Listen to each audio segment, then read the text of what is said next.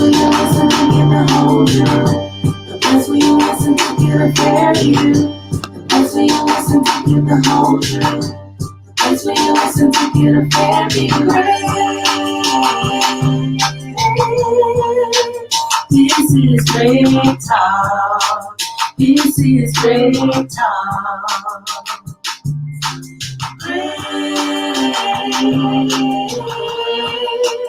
This is Great Talk.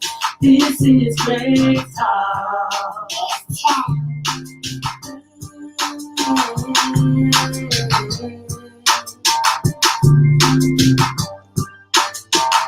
Good evening, everybody. Good evening, everybody. Good evening, everybody. Welcome, welcome, welcome to Greg Talks. We are excited to have you join us this evening, the place where you can get the whole truth, the place where you can get a fair view. We talk about real issues right here on Greg Talk, and we are certainly excited to have you join us this evening as we talk about breast cancer, as we spotlight Breast Cancer Awareness Month and Down Syndrome Awareness Month. Tonight, we're going to deal with a subject called Overcoming Breast Cancer, and we are excited to have you to join us. We ask you, if you would, to go ahead and start a watch party. Go ahead and invite your friends, because everybody need to hear and receive this information, because it is important that we have these kind of talks in this day and time. I think one of the reasons that things affect us the way that we do, because we don't talk about it, we don't share it with anyone else, and so too many times we just keep so much stuff to ourselves, and it eats away on us on the inside. And not only does it eat away at us on the inside, but it causes other people not to be able to receive information that they could be receiving that will be detrimental to their well-being. So we are excited to have you join us this evening. So I ask you, if you would, to go ahead and tag your neighbor, go ahead and tag your friend, go ahead and call somebody, tell them that Greg Talk is live on Facebook and live on YouTube, so they have an opportunity to join us right now.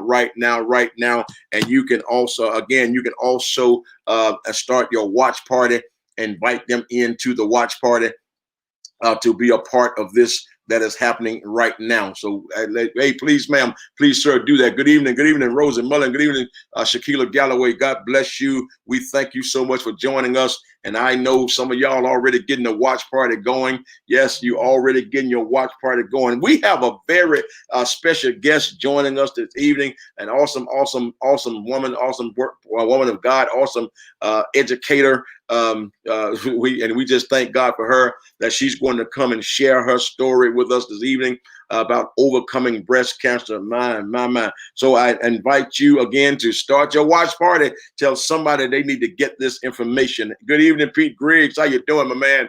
All right, guys. So yes. Get those watch parties going. Get those people invited. Get them to come on in and share with us. God bless you. God bless you. Listen, I want you to get ready and give a big round of applause wherever you may be. Yes, as we welcome our guest, Miss Meredith McLemore, as she joined us on the screen. Hey, hi. We are so excited to have you joining us today on Greg Talks. We love to have good guests on our show that really has a story to tell that's going to be a blessing and a benefit to somebody else's life. So many times I've learned that God does magnificent things in our life as people of God, as Christians.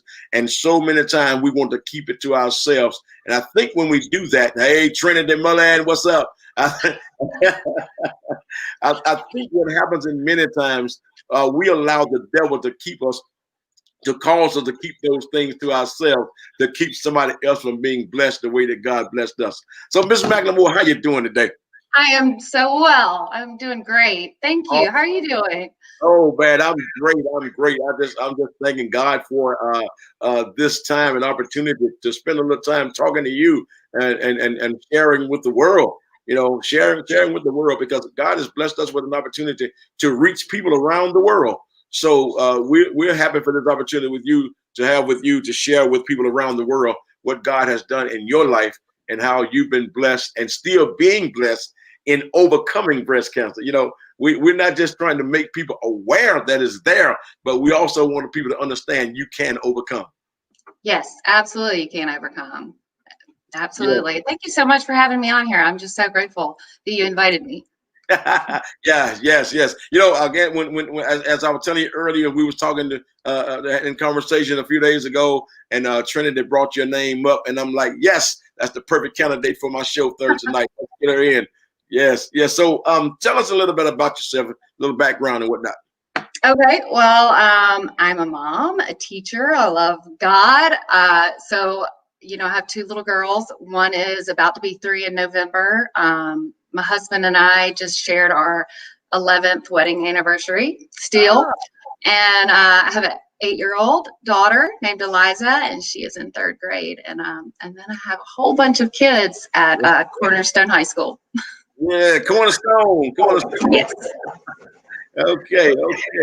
Hey, I love it. I love Cornerstone, man. Cornerstone has done great things and impacting our children so much, and I'm definitely appreciative of that. And of course, Trinity is a graduate of Cornerstone and had a very, very major impact in her life. So we definitely appreciate everything that is done there.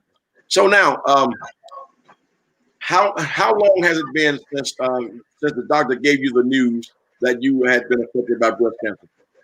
Well, it has been something like 19 months, but so May of 2019, and it's funny, my twin sister knows the exact date, but the date that is in my mind, that's freshest in my mind, is when I found it, which was a couple days before I went to the doctor, April 28th of 2019. That's when God put it on my heart and started sending me messages, hey, and that day that's when I got the news.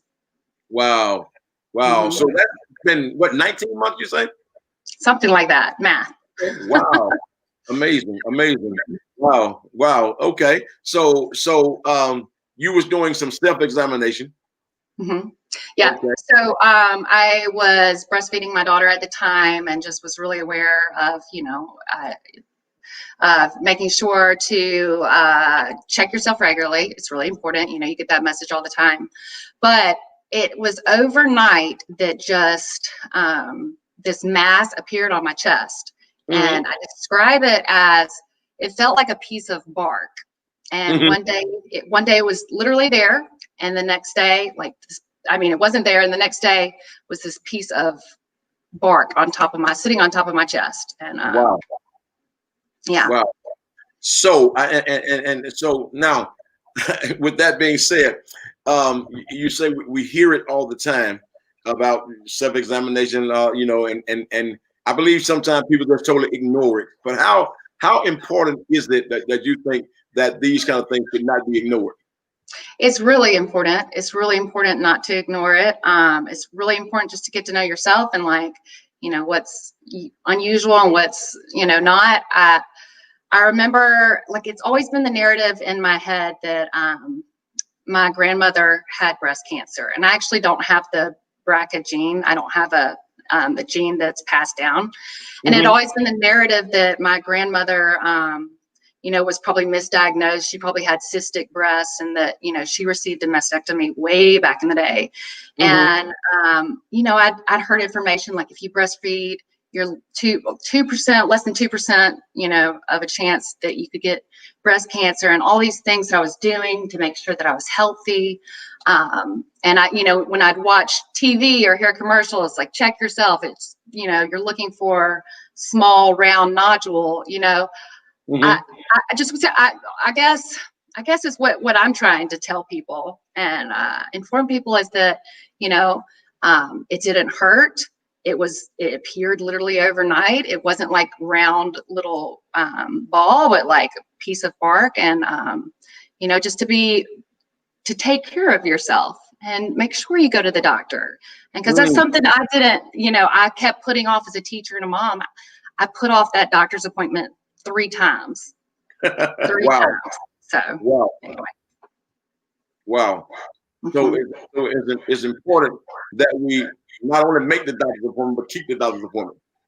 Yeah. Yes. Keep the doctor's appointment. Yep. Yeah. Because it probably, if I had kept the doctor's appointment, it wouldn't have, I guess, gotten to the point where I could feel it, maybe that I would have detected it sooner, but it's God's plan.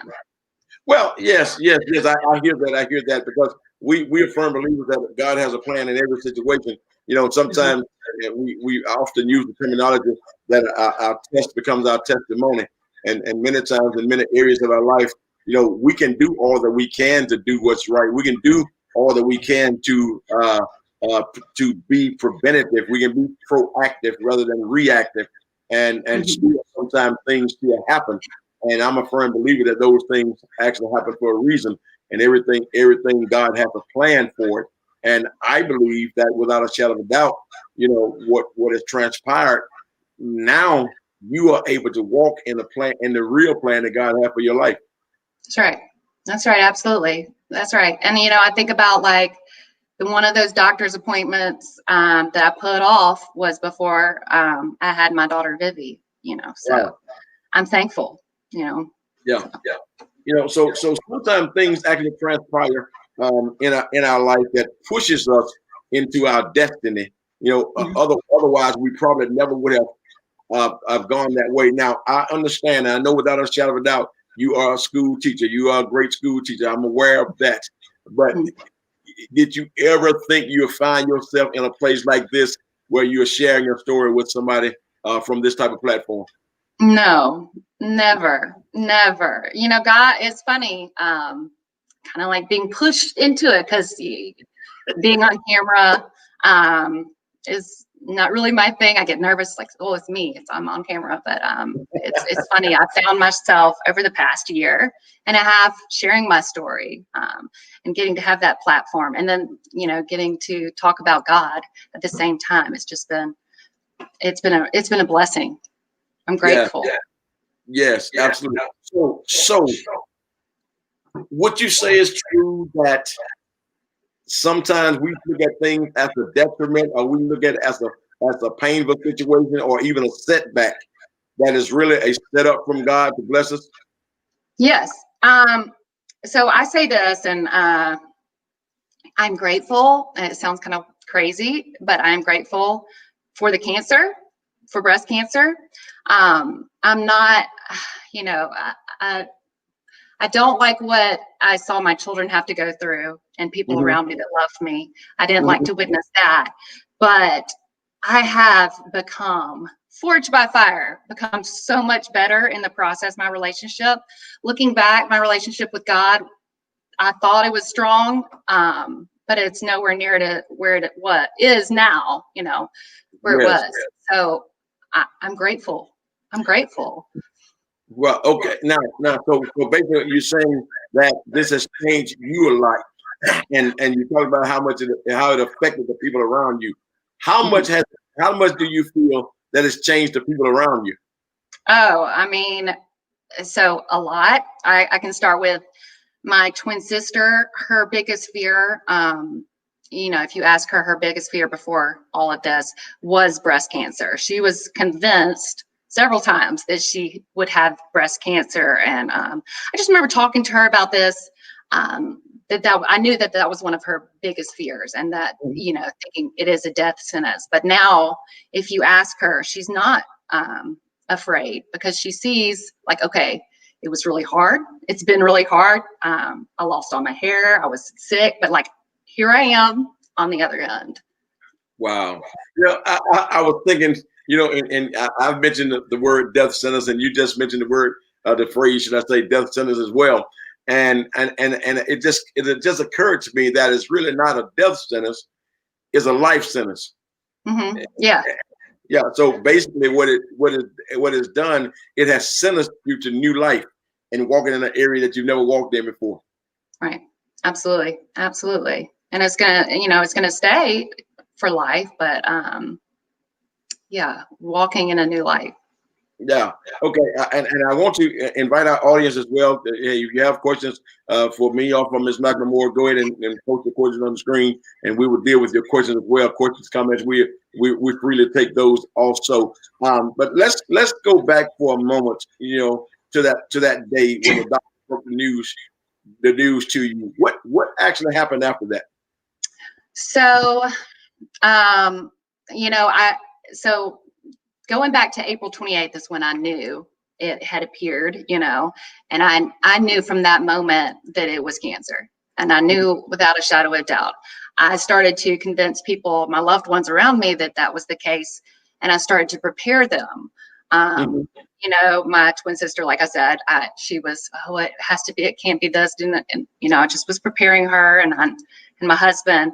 But when I finally went, had the biopsies done and the doctor finally got into the room with us, we waited for a long time.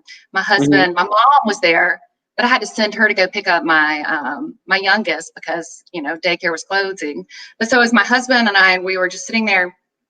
And when the doctor finally came in and she said, which is, I'll never forget, she said, "It is a little bit of cancer." It was as if a little bit, just a little. It was like a bomb went off. It was, how like that sound. I didn't hear anything else that she said. I just sat there and I was like, okay. And I cried a little bit, and then I walked out and we went and picked up our girls and started from there. Wow. Yeah. So you mentioned earlier about the losing of your hair and all that stuff, and we see it's growing back well. Yeah. Sorry. That is absolutely phenomenal. So chemo, radiation, you had to do all of that. Everything except radiation, which was that's going to be something to put in my pocket for later if breast cancer does come back. I can have that as an option. You can't radiate an area more than once, I've been told. So the team of doctors decided that would be an option to keep for later down the road. Okay. But yeah, everything else, I think we threw everything else at cancer. We waged war. So now, I saw some things, some of the stuff that you had dealt with, and some of the things, all the number of times you had chemo, and the number of times you had this test and that test and biopsies and whatnot. Tell us about that. Oh man, so where do we start? Like, it's just, when you get diagnosed with breast cancer, I think the doctors try to or at least this was my experience, they trickle the information, like what's going to happen to you over the next year and a half. If they had told me everything that I would endure in the next year and a half, I think I would have said, nope, I can't, walked right out. So they would trickle information to me gradually, as to not overwhelm. But I started with, I'm triple positive, PR, ER, HER2 positive, all the things. And so for triple positive breast cancer, it's typically they receive chemotherapy before surgery. And why that's important is because you can see how effective the chemotherapy is on the tumor. About my breast surgeon said, Dr. Frontier said, about 60 to 70% of patients see a complete reduction, or the cancer goes away completely about 60 to 70% of the time. So triple positive is highly treatable. In my case, my tumors did decrease, but they didn't go away. I think it was about 40%. But so I went through the chemo. I went through Taxol and then the Red Devil AC chemo. That was the one that took every hair on my body, eyebrows. Was the most they call it the Red Devil because it's red and it's very hard. It left me with sores all in my throat and all in my mouth, and it was a trial. But just chemotherapy, surgeries. Where do you want to start? Wow. So that was a pretty tough situation. Now, somebody, you know a young lady named Brenda Beard? I do. Yes. Well, hey, Brenda. She wants you to know that she's watching too. Oh, yay. Hey. We're so glad to have you joining the show this evening, Brenda. Again, we want you to share this with your friends, tag your neighbors, tag your friends, do a watch party on your Facebook page, whatever the case may be. But we're definitely glad to have everybody watching this evening. Again, if you have any questions or comments, go ahead and do those. That's another friend of yours named Deidre Sanderson says, beautiful Meredith. Yeah. Yay! Hey, you know what? That's another gift. I met her. She's triple negative. I'm triple positive. We've met each other, and we formed a friendship. And wow, what a blessing! She's a great lady. Yeah, that's the other positive thing, and that is what you just said. The other positive thing, and whenever we go through situations like this, God has a way of connecting us with people that we've never known, but sometimes have been through what we've been going through, or still going through what we're going through, and He makes a powerful connection with that to bring a bond. I mean, I know in the world of Down syndrome, man, and breast cancer as well. I've been able to come in contact with people from around the world. Some I never met, and even now, with the things that God is doing with us through that, I'm meeting people. Last week I had a week before last I had a guest that was in Pennsylvania. I never met her before. I got another one coming up next week that's from Washington D.C.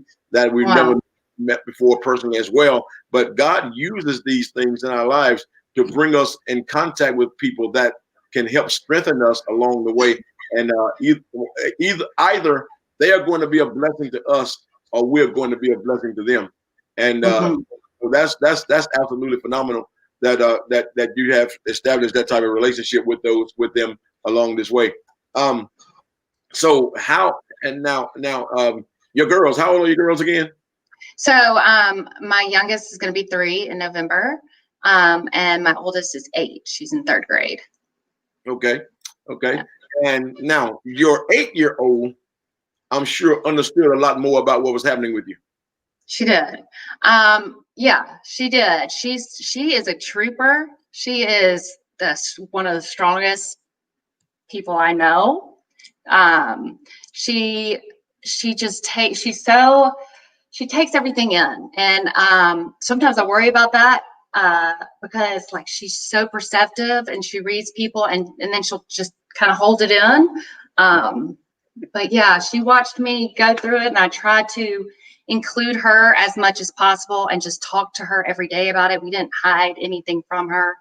I answered all the questions. She didn't have any huge questions, thank goodness, to ask me.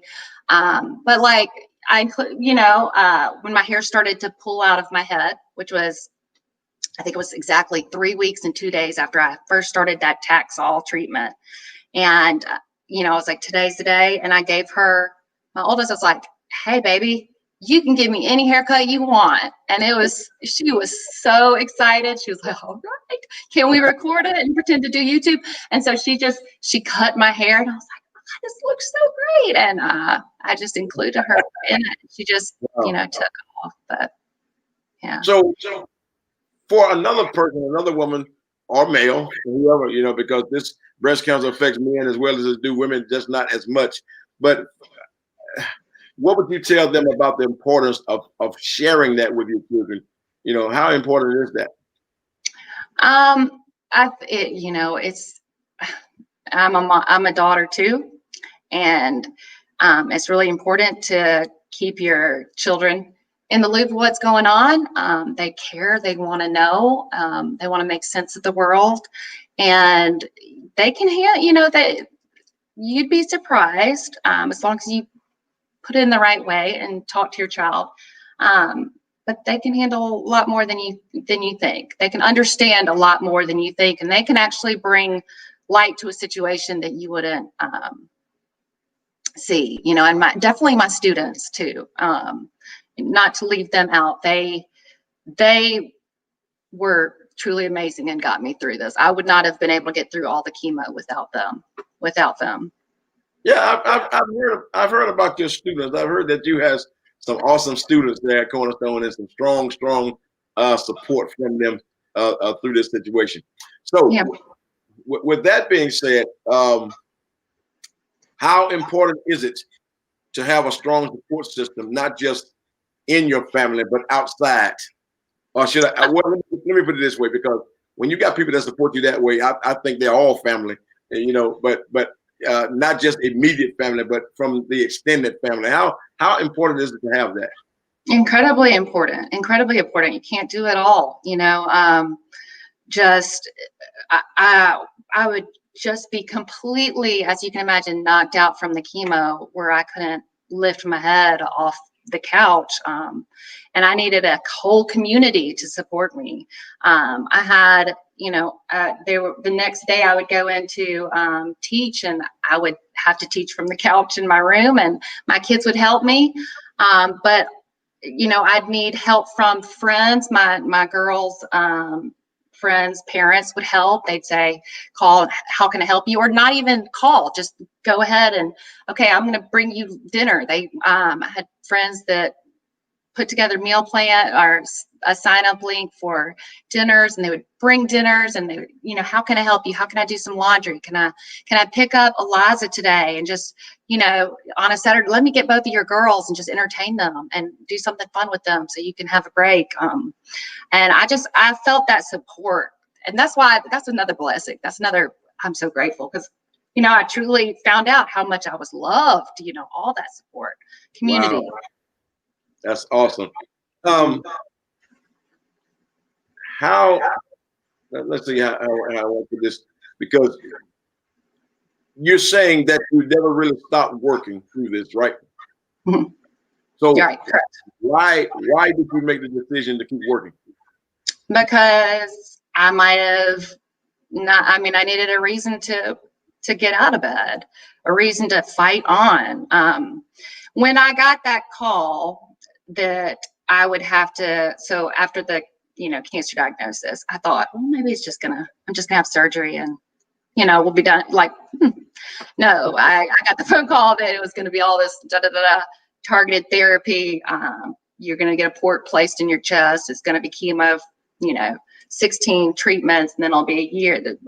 When I got that call, I immediately went back into my classroom, because I'd stepped out, you know, I was teaching, stepped out of the door, took the phone call. I was like, it's the chemo, it's the bad chemo. Came back in, and I opened my Bible, and it was a student Bible. It's a student Bible. I just randomly opened the Bible, and in bold, because it was a student Bible, in bold, it was Nehemiah 4:14, and it said, remember the Lord, ellipsis, ... and fight. Mm-hmm. And from that moment, like, that's what kept me going. It's like, okay, I'm going to always remember the Lord every day in this fight, you know, hashtag God wins. And, you know, there's a purpose. I have a purpose. It was important for me to get up. I have an important job. You know, I take it very seriously, and I thought I had to get up. I had to go work. I couldn't let my students down. You know, Trinity was graduating when I was, you know, they dedicated the yearbook, and it was so sweet. And they had this ceremony for me, and I didn't want to miss it. I didn't want to schedule this doctor's appointment. It was just like, I didn't want to let anybody down. So, you know, wow. They were so supportive. They're my family. Well, that's phenomenal. Now, so you're really feeling now that this situation has pushed you into your purpose in life for real. For real. Yes, for real. Most definitely. Yeah. No longer, you know, okay, so pre-cancer, post-cancer. Pre-cancer, I think my biggest health concern, you know, I thought I was pretty healthy. My biggest worry was like, oh, let me think about losing 20 pounds. I just want to lose 20 pounds and I'll be great. And that's my biggest worry. And, you know, I'd go to Target on a Saturday and not really think about anything, but like post-cancer, right? I'll take the 20 pounds back and all that. And like, you know, every single day I'm thinking more about how important life is and these little interactions. And it just made me not take life for granted. So basically, before this worldwide pandemic, you was already in your personal pandemic. Yeah. Mm-hmm. You know, because through I think that through this, and I know from a personal standpoint, through this the last 6 months, the last 7 months, I've come to the conclusion there are things that I had in my life that I thought I needed that I really did not need, and there was a lot of time things that we would talk about and think about and thought that it was just a bad thing or wrong for us not to do or not to have. Now we found out that those things were not important at all. Correct. So basically in your personal pandemic of going through this, you have discovered that there was some things that just wasn't as important as you thought they were. Correct. Yeah. My family, we've been through it. My father passed away in May of this year from cancer. So we kind of were fighting cancer together through the battle. And it's just been, it's been a rough year and a half. But man, we've been carried through it, and definitely, on this end, family's always been important, but like that feeling of like, what's really important at the end of the day. It's fresh in the mind always. Wow. That's awesome. Well, I'm just so grateful to have you to join us this evening to share your story with us and to share your story with other people who again, I titled this show tonight, Overcoming Breast Cancer, because I want people to understand again that this is something that you can overcome. I talked about, again, I talked with my sister-in-law last week, Bessie Hamilton, who is an 8-year breast cancer survivor. And I talked about my mom, who's a 36-year breast cancer survivor.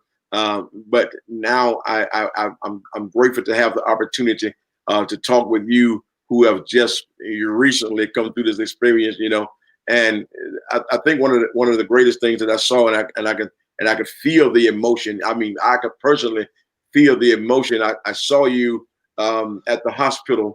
I saw the video of you at the hospital when you rang the bell for your last chemo treatment. And tell us about that experience, how and the feeling that was overcoming you at that time. Well, it's going to be hard to do it without crying, so I'll try. Because it's when you look back, you're like, man, I did all that.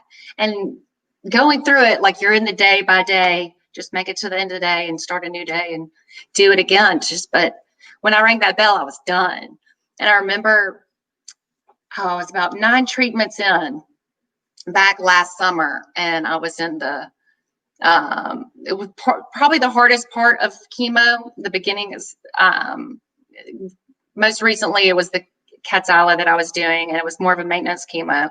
But when I was in the Taxol, the harder chemo, I was sitting in the waiting room waiting. I was with my mom, and I heard the bell ring, and somebody else had rang the bell, and I just started sobbing, but also clapping, and just I didn't know my emotions had taken over, and the guy sitting across from me was like, how many more do you have? And I was like, I don't know, I have a lot. Through my tears, but I was like, I was so happy for that person, and I was just like, man, I just want that to be me.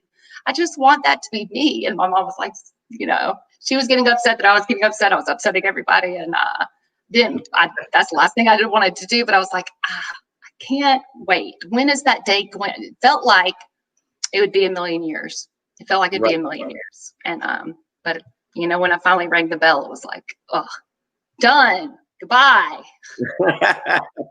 Did you think about the fact when you rang the bell that there was someone else in another room hearing you ring that bell, and that was going through that same emotion that you was going through when you hear somebody else ring the bell?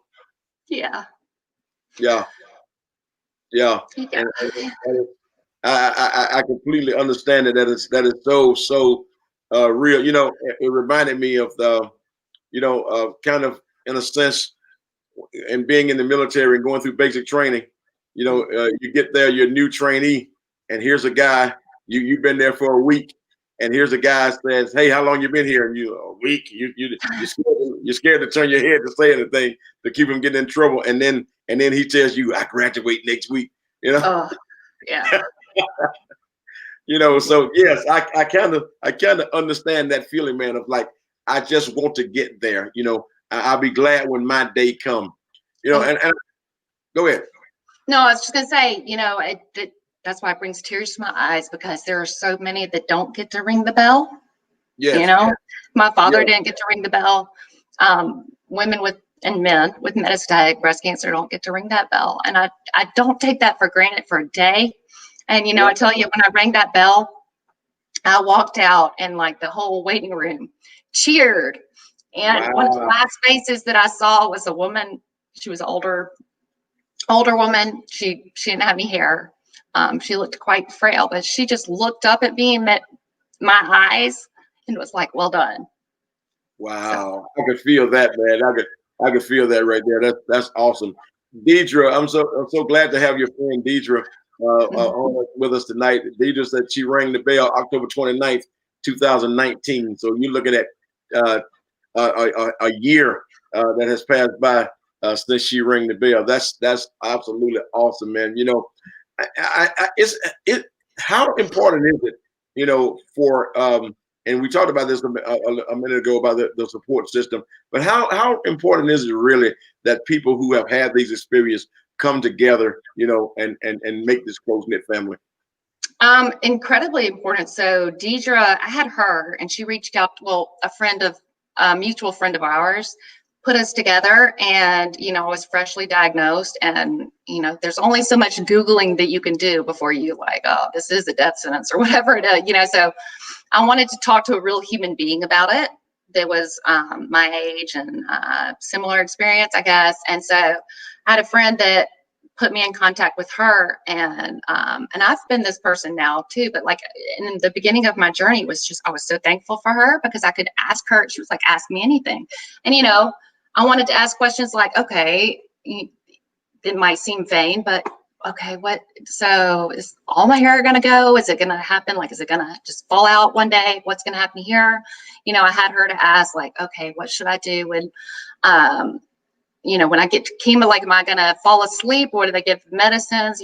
She was there to tell me about like, you're going to make sure you take the Benadryl first before you take the Decadron and the other medicine, because if you take the Benadryl first, you get to go to sleep and have a nice long sleep. And, she was there to tell me these insider tips that you just need to know. And so it's so important to have that communication and to have somebody that's willing to say anything, to ask, and answer any question that you might have. Right. Very important. So okay, yeah. that's great. That's great. I do again. I'll throw this out for our audience again. If you have any questions, you ask, go and ask them. We're about to wrap up, and I'm so great, so thankful to have you with us tonight. So I want to give out. And I'm thankful for Deidre sharing her information with us as well. But if anybody have any comments or questions that you want to throw in, go ahead and do that before we sign off. And if you happen to be watching on somebody's watch party, make sure that person knows to get that question to us as well. But we'll be happy to deal with that. I'm grateful. God has allowed me to do this. And it's kind of mind blowing to me to even be here doing this and giving people an opportunity to share these type of experiences. I believe it's important, to reach out to other people, to kind of give a testimony of the test that we've endured and how we've come through it, and realize that we didn't do it on our own. But first of all, thankful to God, and then thankful to having people around us, that can share that information with us like Deidre did. I think, of course, us going through the Down syndrome era, we were grateful to have people around us that can share us and give us an inkling of what to expect, or inkling of things that would be to come. And I think what you're doing here tonight is definitely. In fact, I see one of our people just said, "Thank you for sharing." Yeah. So I'm grateful. I'm grateful to you for that. Trinity says, "I love you, Miss McLemore." I love you, Trinity. Okay, Deidre. Okay, Deidre, give me a minute. When you rang the bell, when now? Okay, so I rang the bell actually twice. I rang the bell in October 29th, like she said. But then I thought I was going to be doing the Herceptin, which is common for HER2 positive. But when they saw that the chemo wasn't as effective as they had hoped, they were like, they put me on Kadcyla, which has a chemo, and it's like Herceptin and chemo together. And what's crazy about that, it was just approved in May of 2019. That's when I was diagnosed to be used, for triple positive patients like me. So, I went back and rang it again. Wow! Thank you, thank you, Deidre, for that correction. I appreciate that. Okay, I I was thinking Deidre was saying she rang the bell, but no, you rang the bell October 29, 2019. Yeah, that's and you were just diagnosed in May of 2019. Yes. Okay, that's great. That is great. That is great. Okay, I do have a question. My question is, if someone has fibrocystic breast, does it necessarily mean that it will develop into cancer? Yeah. So, obviously I'm not a doctor. I can't necessarily answer that, but I do want to say that not just the mammograms are important too, but ultrasounds are really important to get as well. If you have cystic breast tissue or dense breast tissue, mammograms don't tell you as much. And so it was really that ultrasound that was super helpful as well. But maybe sort of kind of I remember because I remember my guest from last week was telling us about that as well, about how small some of the particles are. It was like grains of sand, and which the doctor, initially did not think was cancerous, but came to find out that it actually was. So So you're saying that it's important to get the mammogram, but it's also important that we have ultrasounds as well. Yeah, and separate options. And that's funny. My sister-in-law, she was diagnosed with breast cancer, and it was like I think she described it the same way. It was stage 0, but it was like salt. Like I think that's how you described it.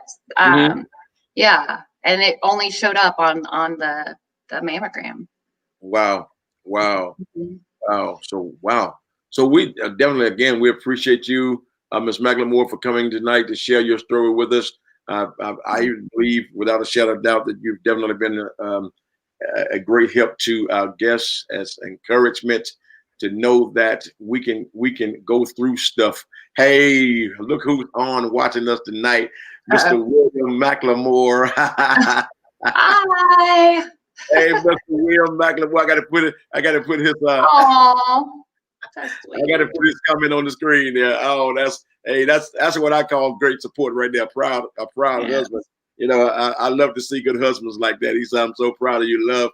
You're such a strong, brave, beautiful warrior. Yes, he is my strength. He's my, like 11. We celebrated 11. And he's my steel and my strength. So. Oh wow, that is absolutely awesome. Well, and that's what marriage is all about. Through sickness and in health, whatever the situation is, we're supposed to be there for each other. And I'm just glad to see. And thank you, Will, as well, for following Greg Talks. I saw you follow Greg Talks today, so we definitely appreciate that.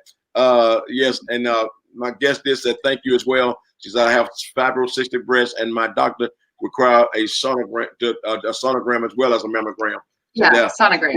Okay, good. Yeah. And I would love to just put out there, if anybody's that's listening to this present right now or in the future, reach out to me, send me a message, and I don't mind answering any questions. I'm here, to help in any way that I can. If you think of something. Okay. Yes. Great.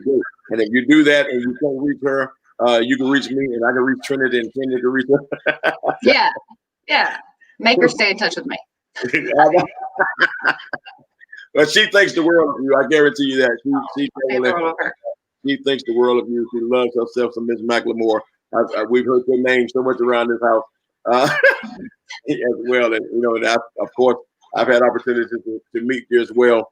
As being at Cornerstone and coming through there and doing chapel and stuff like that. So it's definitely been a blessing. for us to God to be able to bring us together that way. And I'm just grateful for what God is doing in your life, so that you can share with others and be a blessing to their life. Yeah, thank you. Any final words? I know you told them if they needed anything, they can contact you. Any final words you want to give to the audience tonight? I want to say thank you for having me on. I'm so grateful that you have this platform and that you invited me on. And that my final words to the audience would be just remember the Lord and fight whatever struggle. Everybody's going through a struggle, whatever struggle that you're going through in your life. Turn to God, put it in His hands. You can't handle it on your own. You can't. Put it in His hands, and you'll get through it. Oh man, amen. Thank you so much. Deidre, God bless you. Deidre says, Greg, thank you for addressing this important topic on behalf of all survivors. This is a topic that, again, is near and dear to my heart. Again, like I said, my mother has dealt with this twice. Her sister-in-law has dealt with it, so it's definitely have an impact on our families. And I'm grateful that, you talk about being pushed into your purpose. There are things that I've always wanted to do. I've always wanted to host a talk show, just didn't know how. You did it. But this pandemic pushed me into this purpose, so I just started doing this after March when the pandemic hit, sitting around the house. I'm like, God, what do you want me to do? So I'm on Facebook Live, YouTube Live now, 6 days a week. I'm on doing something. So I was pushed into this by the pandemic, so things happen a lot of times to push us into the purpose that God created us for in the first place. So I'm definitely excited to be doing this and overjoyed to have you as a guest. And we look forward to talking to you more in the future. Thank you. Thank you for having me. It's been a pleasure. And thank you, and thank all of your friends that were tuning in tonight. Mr. William McLemore. Thanks for watching the girls, William. Deidre, and there was somebody else now, Brenda, yes, and whoever else is out there that's watching tonight, maybe on Miss McLemore's page, or maybe on her watch party, maybe on Williams' page or Williams' watch party or whatever. But we just want to thank you so much for joining us tonight, and those of you that are joining by YouTube, we thank you as well. God bless you, Ms. McLemore. It's been such a pleasure, and we thank you for being with us tonight. God bless you. Thank you. God bless you. We look forward to seeing you again real soon. Thanks. Okay. Bye. All right, go ahead. Hey, ladies and gentlemen, we thank you so much for tuning in tonight to Greg Talks. We pray that this has been a blessing to you, and we pray that it has touched your life in some way. And we thank God again for Ms. McLemore coming to share her story with us. And this has been another edition of Greg Talks, a place where you can get a fair view, a place where you can get the real truth. So we invite you to continue to tune in each and every Thursday night to Greg Talks, as we bring you live information of what God is doing in the lives of His people. And we're so excited to have you with us tonight. Thank you, Trinity Mullen, for hooking us up with Miss Meredith McLemore, and certainly we appreciate her tonight, and all of you for tuning in. God bless you. God keep you. It's my prayer. This has been Greg Talks.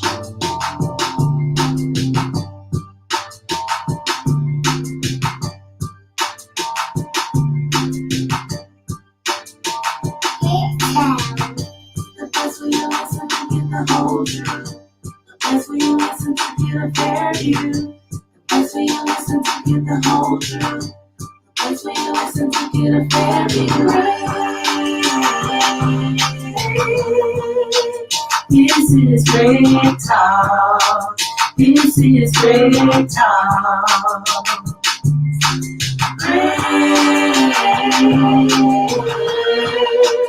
This is Greg Talk.